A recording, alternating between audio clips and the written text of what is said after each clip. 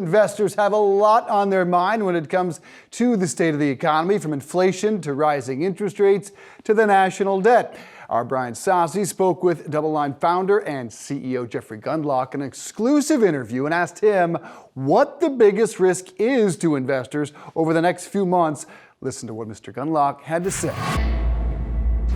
The inflation outlook perhaps darkening from what was kind of pivoted to an investor's psyche, a state of relaxation. I commented on the last Fed meeting after Powell's press conference. Even Powell seemed sort of relaxed. I mean, he actually said something that was really great. I gave him a lot of credit for it. He was asked a few questions, and his answer wasn't, he didn't try to come up with some tortured quasi-answer. He just said, we just can't know that. We don't know that. And we're just going to have to wait and see what happens, which is a truly honest answer. You know, you don't hear that much from public officials. And he seemed to be very confident that the path that had become embedded in consensus economists and ratified, even over-ratified to a certain extent by the Treasury yield curve, that inflation was going to proceed in a way that would be incrementally positive after what last year it was month after month after month of the data being disappointing on the high side. And so that was looking pretty good, and the bond market rallied a lot. I mean, we had the 2-year Treasury, you know, getting pretty low. It was almost going below 4. I think it got to 403. And I thought that if the 2-year Treasury could somehow bust through 4%, that would be the moment that the Fed would start to have to take things seriously. The dichotomy between the Fed dot plots and the bond market, which was really sort of telling the Fed to stop. But then they did that weird CPI revision, which is one of the strangest things because it doesn't change anything and yet it changes everything at the same time. You know, we had 6 months in a row where the CPI, the headline CPI, averaged 16 basis points a month. That's not very much. That's only about a 2% inflation rate. So for 6 months it was working. And then they revised that up to 24, which is pretty good. I mean, it's almost double, I mean, not quite. And then the headline was running at like 26 or so, and now it's at 34. And so it's starting to be like, uh-oh, maybe we're not going to get that gentle deceleration and then stopping at that level. And since then, we've had bond yields just go, they're down a little bit today, but as of yesterday, the 2-year Treasury had risen almost 75 basis points since the Fed meeting, which was February 1st. I mean, we're only talking about 12 trading days. Mm-hmm. So just annualize that when you think about it. And then we had the 10-year Treasury march all the way up back towards 4% from 340. These are big rate moves. And so what's ended up happening is a year 2023 that started out, as we expected, it would be strong because what a lot of investors or amateur investors don't understand is that markets often change direction at year end. And it's not because of some strange, you know, astrological phenomenon. It's because of flows. When you have a big move in markets, either up or down, there tends to be repositioning at the end of the year. So when you have losses everywhere, which of course characterized 2022, the only thing that was up was certain commodities in 2022, you have tax loss selling. And it got really brutal in November, and we predicted it would. Really brutal in November and December. And then all of a sudden, people are all done, and they come back in January, and they are rediverting capital. And you often get a complete reversal. So it's not surprising that the NASDAQ, which was the dog of 2025, turned into the hero of 2022, turned into the hero of 2023. And the Dow Jones, which had been, you know, the best one, not really doing very much. In fact, as of today, the Dow Jones Industrials is now negative on the year on a price basis. And, you know, so we had a rip-roaring start. We had high yield did well, emerging markets did well, everything but commodities did well. So it's a complete reversal.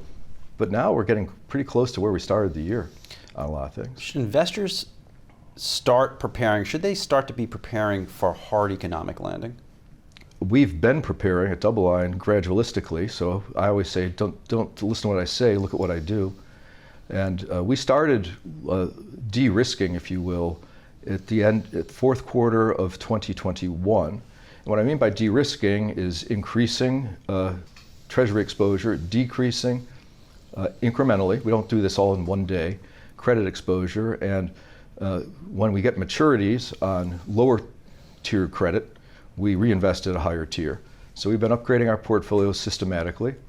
We entered 2022 with one of our lowest interest rate risks of all time, particularly relative to a passive index.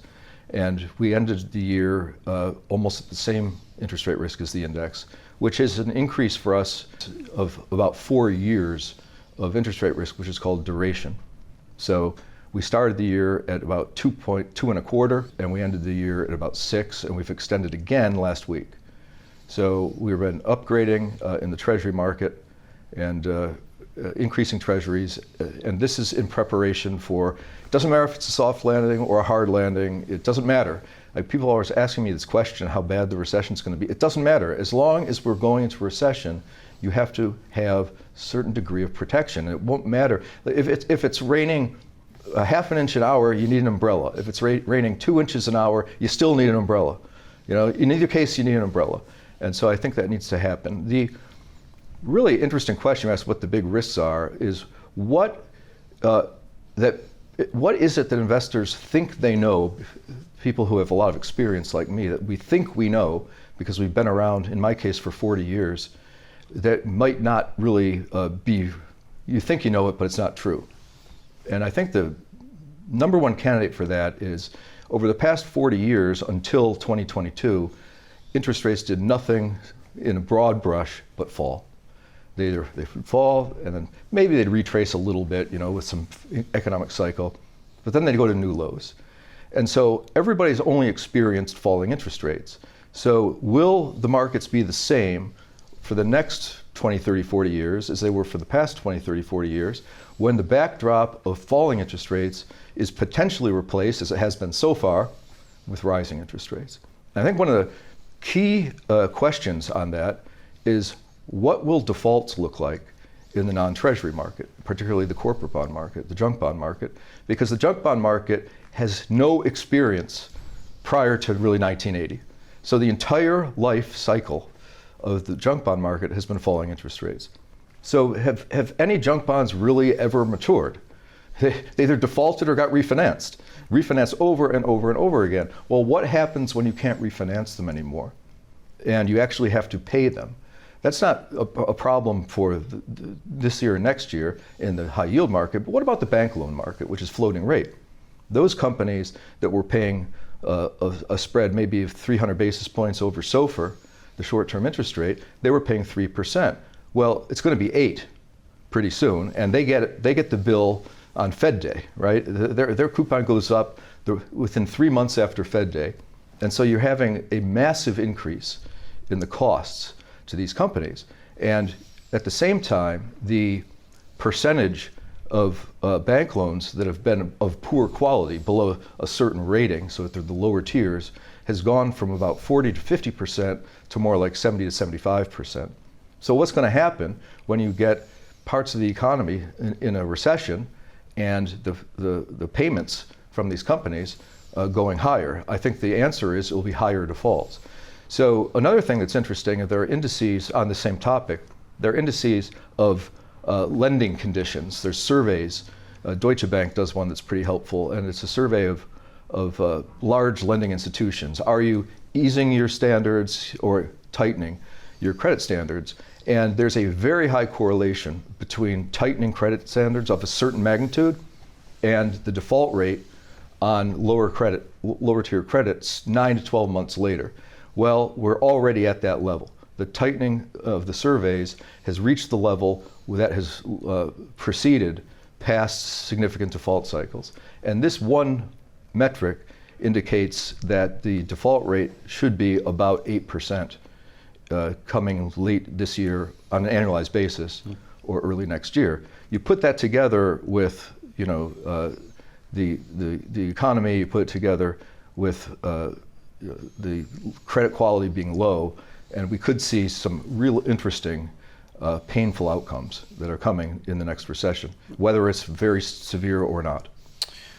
I went back and looked at when we talked to you in January 2022. and your ally offices. And you All were right, really what did I say that was wrong? Well, no, you were right. You were really one of the first one to, I think, sound the alarm on a growth slowdown and how that might impact stocks, and all of it really turned out to be correct. So now I hear you talk about a potential for a hard landing. What does that mean for the broader stock market? I think the stock market is in a protracted bear market. It started really in the fourth quarter of 2021. Finally the NASDAQ gave it up, and then finally the high flyers in the NASDAQ. And we've been talking about this, that this was going to happen, because the difference between the S&P 500 and the S&P 495 was pretty remarkable. I mean, the equal weighted S&P did almost nothing, and the actual S&P was going straight up. So that market rolled over, and we've been in sort of a negative mood all that time. But I just think that with interest rates having risen and now they're rising again, it's very negative for the stock market when you have rising interest rates against these valuations, especially real interest rates, which stopped rising back in around October, November, which was the catalyst for the recovery in risk assets in the fourth quarter. But it looks like real interest rates might start rising again. Within your models, how far do you see rates rising? Do they break 6%? I don't think so. I think the long end may have peaked. You had the long bond get up to around 4.25, the 10-year up to about 4.50. We're not really close to that anymore. The 2-year actually went to a new high yesterday. The high was 4.72 back in October, and it got up to about 4.74 briefly yesterday. Interestingly, it didn't hold there. Today it's back below that level. That's what we call a throwover from a technical basis, and I'm very fond of following throwovers because it means the market is rejecting the push to a newer high. And so I don't think interest rates are going to go there.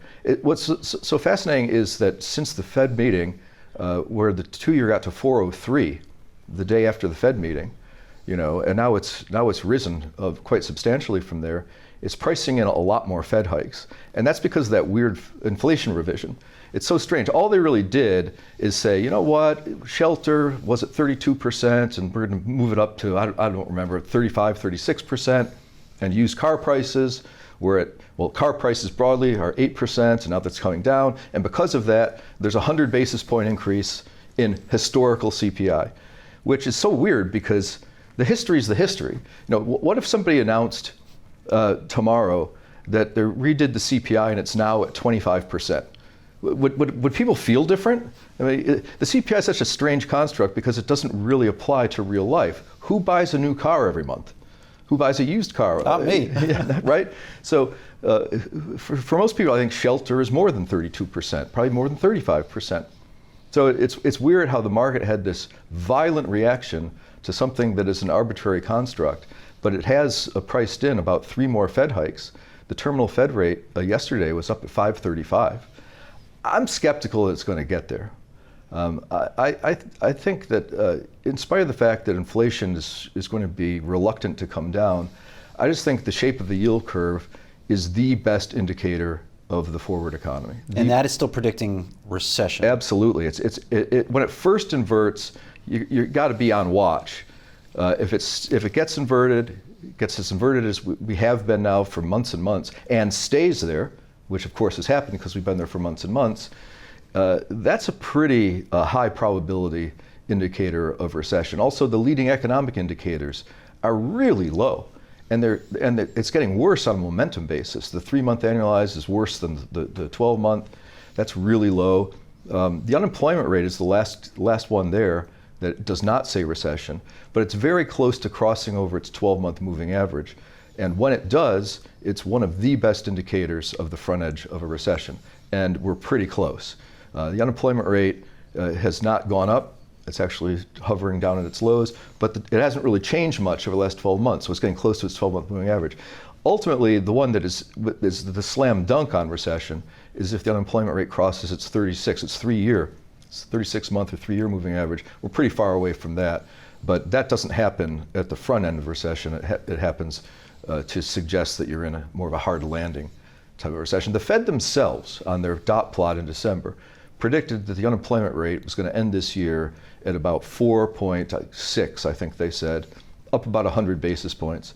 That's well above that 200-day, that 12-month moving average. So it's interesting, and historically, when you get more than a 50 basis point rise in the unemployment rate, you've never avoided a recession. So the Fed themselves are, maybe in a backhanded way, maybe they don't even know this fact that I just outlined, they're sort of predicting a recession themselves. Is the black swan, potential black swan event in markets this year, everything tied to the debt ceiling, how that turns out? I think the debt ceiling is just a straw man. I have so many clients that want to call on the debt ceiling thing, and it happens every time.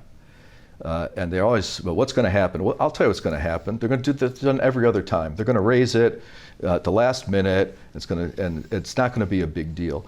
One of these days, though, they're going to have to deal with this deficit. I do feel for the first time in many years that the politicians they're looking out of the corner of their eye anyway, and some of them are saying in public that they understand that this debt sort of is already unpayable in today's purchasing power, but certainly if you keep adding to it, it's unthinkable what might happen. And I thought Mike Pence gave a great interview recently where he took it straight on and said, we have to do something about this. Because when you have this sort of attempt to never have a significant downturn in the economy, Fed to the rescue, zero interest rates, quantitative easing, what you're trying to do is avoid any type of hard landing ever. But that type of activity violates Gundlach's rule of financial physics. And that is that the frequency of problems times the severity of problems equals a constant. So the more you try to reduce the severity of problems, you're going to end up ultimately having a very high severity. What's the answer? The answer is you have to raise the age on these entitlements. You have to means-base them. I know I'm never going to get Social Security, nor do I care. But there's a lot of people that don't understand that if you just raised the age of eligibility from 65 to 72, for example, you pretty much solve the problem. And when FDR set up the Social Security system, life expectancy was kind of below 65. And now it's falling, unfortunately, thanks to fentanyl and suicides, which is it's kind of the same thing in some cases. Sometimes it's just a poisoning. But we're now at about 78. And so why should people don't need to retire at 65. They don't need to get entitlements at 65. They should needs test them. And at least that would stop the balloon from getting blown up bigger to the point where it's going to explode. So that's what you need to do. That was Jeffrey Gundlach, a DoubleLine founder and CEO. And Dave, you and I were listening obviously very closely to that conversation. A lot of headlines to digest there. One of the things that stuck out to me was obviously some of the comments that he made regarding a recession, saying that DoubleLine is preparing for a hard landing scenario. But he said it simply doesn't matter the severity of a recession, whether it's a hard landing, whether or not it's a soft landing. You need to protect yourself. And I also liked what he started saying about the markets, the equity markets, and what they have been pricing in, or really lack thereof. They have not. They've largely ignored this hard landing scenario up until this point. We're starting to see the sentiment shift a little bit with more and more people paying attention to some of the signals coming out of the bond market with that inversion in the yield curve, and obviously what that typically tends to signal, which is a recession. And Gundlach saying that is a very reliable indicator still. Yeah, that you'll need an umbrella no matter what the type of recession is, that we are in a protracted bear market. Couldn't exactly, though Sozzi tried a couple of times to pin him down on a terminal rate, other than saying that they won't tip 6%, it sounds like he's in the mid-5 somewhere around where the Fed has them pegged. He doesn't understand, like we often talk about, that there's a violent reaction in the markets to something that is relatively arbitrary, and we discuss that quite often here. But yeah, he believes, and many do, that the yield curve is pointing into a recession, and saying that the Fed, in their unemployment prediction, is in effect predicting a recession themselves and where they see 4.6% unemployment rate by the end of the year. I don't know. I thought that was interesting in comparison to what Mr. Bullard said this morning on an interview. I thought the most interesting thing I heard from him was that we can have a strong labor market and disinflation, that we don't need massive job losses to bring inflation down to their 2% target. That to me was the most meaningful thing from James Bullard this morning. Yes, certainly. On a side note. Yeah, certainly a lot to digest there. But really what he was saying in terms of DoubleLine, preparing for a hard landing scenario, you always got to be prepared for the worst case scenario at least.